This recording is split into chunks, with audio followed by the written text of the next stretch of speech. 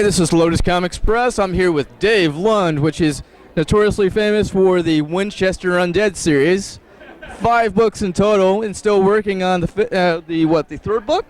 The second book releases this month. That's what I was thinking, and yeah. The third book is done in rewrites and releases this fall. That's what I was thinking. But see, that's very cool. I mean, a 5-book total series. Right.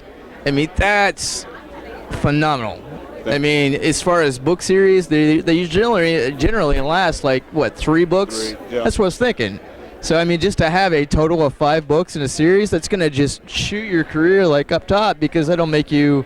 I hope so. Yeah, I mean, it should. And, I just hope people enjoy the story. Absolutely. I mean, that's exactly why I captivate in a book, Right. Much like other people, or a video game or anything like that. And with the book, tell me your overall goal with kind of just doing what you're trying to do with the book. What I'm trying to do with the book is just, quite frankly, have fun. But it's telling the story of people in the human condition. Yes, there's zombies, it's a post-apocalyptic world, but it really comes down to that there are people who try to be good, right, and are inherently those people, and there are people who are bad. That makes sense, yeah. And they're the wolves of our society. They'll survive the events to prey on the good, and that's where the conflict is back and forth within the series. Kind of the polarity between the good and the evil kind of thing, right, but with zombies and a lot more, I guess. Right. Very cool, man. So, what actually initially got you into, zombies and stuff like that? You could have done vampires. I mean, you could have done werewolves. Why zombies? The classic post-apocalyptic genre is a favorite of mine. Growing up, I read A Last Babylon, On the Beach, the classics, and loved them. Hatchet, if you remember that book. Right, yeah. And so that captivated me. And then a friend of mine turned me on to the zombie series. Okay. With, the Morningstar strain. He lent me a copy of the book 1 of that. All right. And I said, I like this. And then I found all these indie authors, and I fell in love with the genre. That's cool. And I'm a fan. And I'm a fan that had an idea for a story and had a new take for it, and what I thought was a new idea for it. And I couldn't contain it. I had to sit down and write it. Well, so it's going to be kind of different from The Walking Dead, or... I mean, let's cover the zombie basis here. There's what, Romero? Right. There's The Walking Dead, right, the classic zombie kind of shoot 'em up, kind of action. Then you have Left 4 Dead, which is more in your face kind of zombies, And then you have also with all of that, even The Walking Dead, which kind of detects that when you die, you're going to become a zombie. Right. So, I mean, it's going to be all kinds of crazy out there as far as any of that stuff. Oh, I know. And that's what's fun about the genre. Which is amazing. Is that, you have your classic stereotypes. You have your classic sets. You have the Romero, and you have the slow movers, you have the fast movers, and you have those classic sets. But even within those sets, there's so much room to move. Right. To develop your own story and your own take on it. That's what's so much fun about it. And if you look at all the storytelling, my favorite example is the Star Trek Next Generation. That's true. That is true. And what do they call the zombies? I forget, right? Yeah, that's right. Yeah, right? You're right. Yeah, and because I guess they technically are kind of zombie-ish. That's what they are. Yeah. And so, and you go back and you look at all this popular culture stuff. Zombies has existed in popular culture for a really long time, much longer than just the Next Generation. And it's just now in the last, I'd say about 10 to 20 years, that it's really defined and really matured into this phenomenon that people really enjoy and really get behind. That's true. I never would, looking at the Borgs, though, I've never would have, determined them as the sci-fi zombies, though. Right. You know what I mean? Right. I just never would have looked at it that way. Right. Me personally. I'm huge into, Romero's work, Night of the Living Dead. I mean, classic, I mean, going from Night of the Living Dead to this generation, it's almost kind of weird. Right. Because you're looking at, I don't know. It's hard to describe, but in his original, Night of the Living Dead series, they didn't have a lot of CGI equipment to work with. It was very low budget. Right. But it was amazingly done because of that. Right. Because of the low budget that I guess he had, that's an assumption on my part, but the movies itself were amazing, Well, my take on that is that because it all came down to the storytelling. Right. And that's my approach to this too, is that there's a story to be told, there's people and they have their individual stories, and you're trying to tell their character stories The zombies are there, the post-apocalyptic are there. That's your adversaries. That's your rock that they're pushed against. Right. But it's still about the people. It's still about the story. It's true. And then, like, I kind of got into The Walking Dead a little bit, but it's really redundant. That's why I don't really, out of those two, really a big fan of the old kind of 1980s zombies. Right. Out of the two, because I mean, The Walking Dead gets, after about season 3, gets really, really repetitive. Well, and so you can kind of know what to expect. You know what to expect, and there's the entire soft skulls issue. That's true. That's true. Where they're butt stroking undead and the skulls are collapsing. Now I will say the cast, though, on the other hand, they've been here a couple times at Texas Frightmare, and the cast is amazing. They are. I mean, they are absolutely superb with their acting and what they do in Walking Dead, which is cool. They do, and the storytelling itself. Yeah. I got to tell you, I'm a huge fan of The Walking Dead. I really love it. Yeah. But with that said, I've never read the graphic series, the graphic novel series. Uh-oh. I'm sorry. But I love the show, and I love the show because I promise I won't say anything. Yeah. Because it's just entertainment. It's just so much fun. But it's not only that, though. It's a vehicle that has brought this entire genre to popular culture in a way that none of us could have ever done writing books.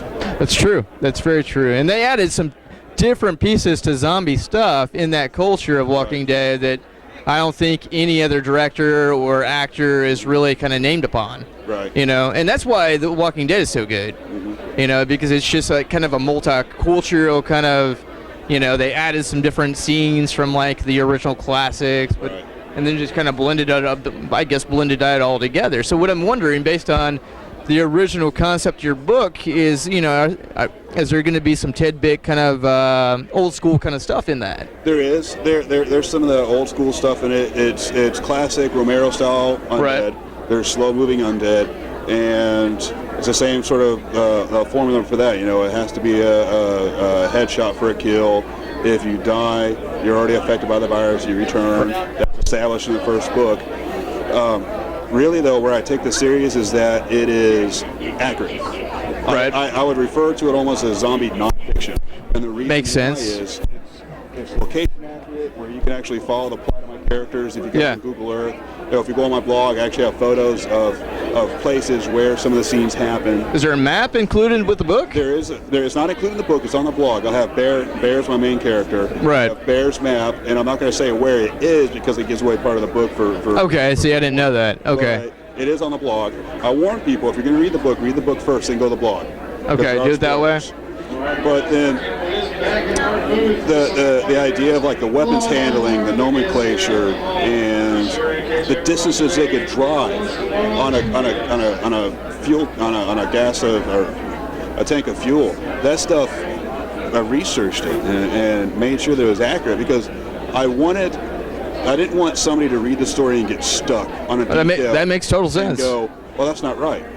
Yeah. That comes back to, I was a skydiver for 11 years. Oh, really? Cool. And every skydiving scene ever filmed outside of the old movie Fandango is ludicrous. And so it just ruins the movie for me when they're skydiving in it because they're taking like 4 minutes of free fall and talking in free fall and you're going, no! and so like that entire concept and idea really fell through into my writing in that it had to be accurate.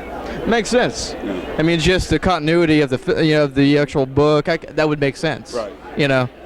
I mean, as an author, I respect that. I'm a writer myself, but I do a lot of film reviews and stuff like that, and so I can understand that. You got to make sure the continuity of whatever you're doing works. Right. That totally makes sense. Now, are you guys designing a website where people can go to actually, actually buy the book and all of that? Well, I have my website. I have WinchesterUndead.com. Okay. And from there, you can purchase the books wherever they're sold. They're sold for every device that you can read an ebook on, and you can order print copies off of Amazon or Barnes & Noble's website. Okay. You can walk into a Barnes & Noble and request a book, and they'll order it for you. All right. But you just go there. It's right on the first page. And I also have the blog and the And what is the blog, by the way, sir? The blog is a little bit of everything. The last post I made before coming here was actually a true skydiving story that was a little adventurous.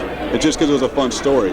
Right. A lot of the blog has like where did it happen posts, or it has informational posts. I've made videos showing weapons tactics and like rifle transitions and stuff like that. And so somebody who's reading the book who's not familiar with like a stool position for holding a weapon and then doing a rifle transition to your pistol can watch the video, go to the blog and watch the video and read about it and see it and get an idea what the characters are doing. Yeah, that makes sense. That makes sense. Well, we're again, go ahead and tell me the blog one more time. WinchesterUndead.com. All right. Well, you guys heard it here first. We do follow a question up with the entire interview usually. Okay. If you had a favorite superpower, what would it be, sir? Ooh, now see, that is a tough one. Because my all-time favorite superhero is actually Batman. I'm sorry. Really? That's awesome. But the thing is, though, Batman's not a superhero. He is. Batman's he's just human. Intelligent. And a detective. And well-trained and wealthy. That's true. And I could hope to be so well. That's awesome. Yeah, Batman is like one of my favorite comic books, obviously. Right. Batman's amazing as far as the comics and some of the movies. Totally a different conversation there. Right. But depending on the movie, I would say probably Michael Keaton or the classic Batman is really where I go. Right. You know, the suit, even the suit that I wear is kind of a Mark Hamill kind of look to it. Mm-hmm. I love Mark Hamill. He's my favorite Joker. I know. You know? And actually, the animated series is still my all-time favorite because I think that they absolutely nailed the Batmobile. That's true. That is, to me, it's like that Duesenberg built 12-cylinder, huge nose with a car, and that Art Deco style. I just fell in love with that when I was I would totally agree with you 100%. Well, thank you very much for your time. Thank you. I really appreciate all your time. Guys, come check out his book, and obviously we'll have some more details on the website here soon. But guys, we are at Texas Frightmare, and guys, guess what? It's their 10th anniversary. We're here hanging out with obviously all the fans and all of that good stuff. So check out his book online at all the proper details and all that good stuff. Come check us out at lotuscomics.com, and we'll see you here soon. Thank you. Bye-bye.